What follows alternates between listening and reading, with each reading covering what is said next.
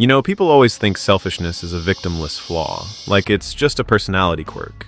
Oh, he's a little self-centered, no big deal. But selfishness doesn't stay contained, it spreads. When you put a selfish person in charge of a family, the family suffers.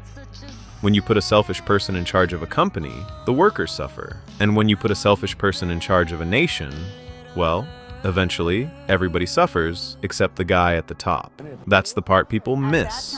The warning signs are always there. How someone treats their employees, how they treat people who can't help them, how they treat people they don't like. Let's do that over. He's coughing in the middle of my answer. Yeah, okay. I don't like that, you know?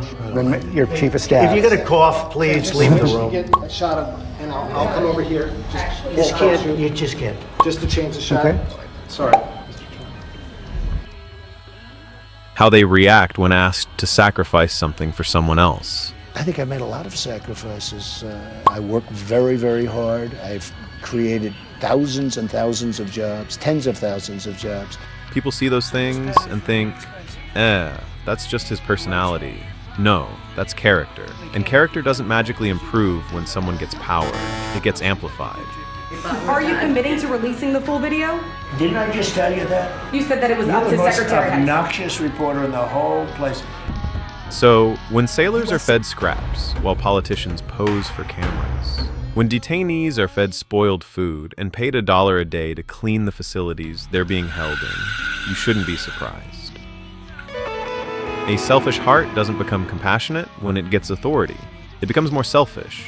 That's why I've always cared more about character than image, because eventually, every leader faces the same test. When there's a choice between helping other people and helping yourself, which one do you choose? And if you keep choosing yourself, sooner or later, everybody else pays the bill. Now, I'm not saying that people need to be selfless and only concerned with the well-being of others. As a being in God's physical universe, you have to look out for yourself, or you're going to get in some trouble. Concerns continue to grow about the measles. The CDC now says a total of 910 cases have been confirmed across 24 different states. There are diseases, weather disasters, fires, floods, poisonous creatures, deadly plants, and I'm not even talking about life in Australia. These things will take you down in America. But bro, let me tell you something. They got some mad scary creatures in Australia. For real. They're kind of like the humans we have here in Florida. I kid Florida, though. So, all I'm saying is, it's hard enough living on Earth, just trying to keep your family safe and alive.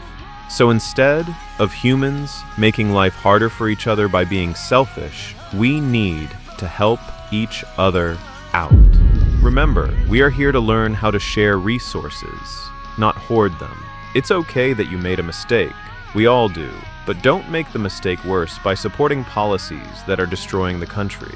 So, we need a leader that is more concerned with making Americans' lives better, rather than his own. I have a legislative record. Ken Paxton has a criminal record. Ken Paxton is the most corrupt politician in America, and he belongs nowhere near the United States Senate. Written by a nice reporter. Now the poor guy, you gotta see this guy. Oh, I don't know what I said. And MAGA. It's okay that you made a mistake. We all do. But don't make the mistake worse by supporting policies that are destroying the country. Okay, so we'll have more on selfishness in the future, since it seems to be the main American pastime. All right, we'll talk more later. Peace. Place many years ago, he apologized if it offended anyone, but said that the outrage was being overblown.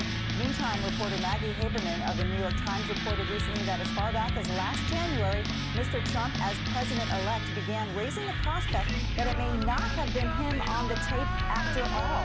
She reported that Trump told a Republican senator that he didn't think it was his voice on the tape. Meantime, in an op-ed published by the New York Times yesterday, Lily Bush